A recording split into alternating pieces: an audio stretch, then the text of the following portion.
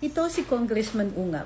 Kung atin maaalala, siya ang nagbunyag sa mga nadiskubring mga blanco sa Bicameral Conference Committee report for what became later the 2025 national budget. Ito yung tinatawag nating BICAM. Siya din ang nagbunyag sa tila pangingialam sa automatically appropriated funds ng ilang ahensya for, again, the 2025 national budget. These automatic appropriations must not be subjected to alteration or amendment as they constitute non-discretionary obligations established by law. Kung sakaling hindi ninyo alam yung issue tungkol dito sa automatic appropriations, comment below para gumawa kami ng video for this purpose. At nito naman, September 5, 2025, may katanungan si Congressman Ungab sa DPWH noong nagdidinig ang Committee on Appropriations para sa 2026 national budget.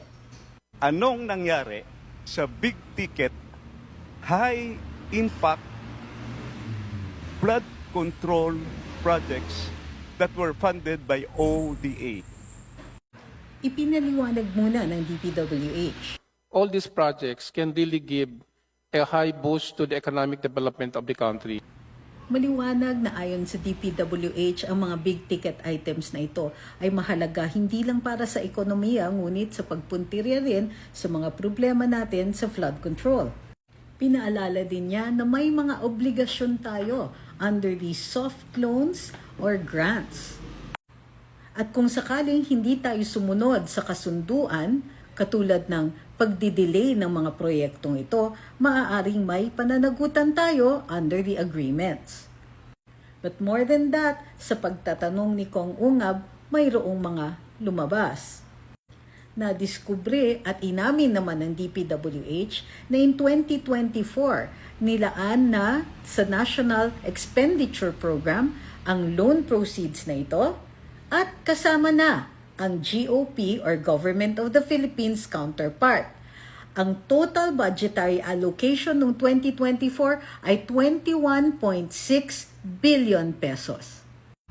Unfortunately, paglabas ng General Appropriations Act, zero na po ang budget para sa mga big ticket items na ito. Sa 2025, ganun po uli ang nangyari. 27.5 billion ang nilaan para sa flood control projects that are foreign assisted, na yung loan proceeds amounting to 13.4 billion at 14.1 billion naman ang galing sa Government of the Philippines.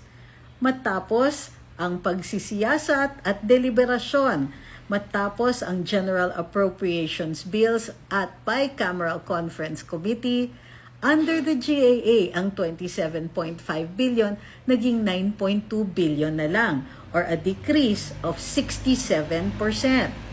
Pero ang pagbabawas ay hindi lang po galing sa legislature. Sa National Expenditure Program, meron din po silang na zero. Ito ang Metro Manila Flood Management Project. So kung nawala o na-diminish ang pera for 2024 and 2025 sa mga ODA or foreign assisted projects, the question remains, nasaan ang pera?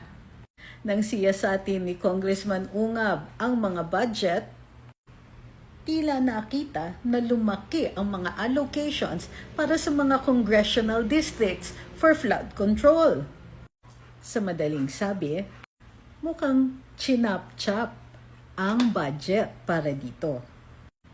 Kung kaya't nanawagan si Kong, ang pag-divert ng mga pondong ito ay may consequences hindi lang sa national flood management efforts, ngunit doon sa ating mga international agreements.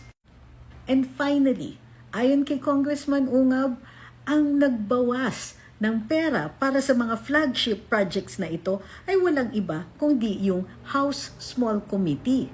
At yung final changes ay nanggaling naman sa Bicameral Conference Committee deliberations. Parang naluto yata. In the end, dalawa pa rin pala ang peligro na hinahanap natin.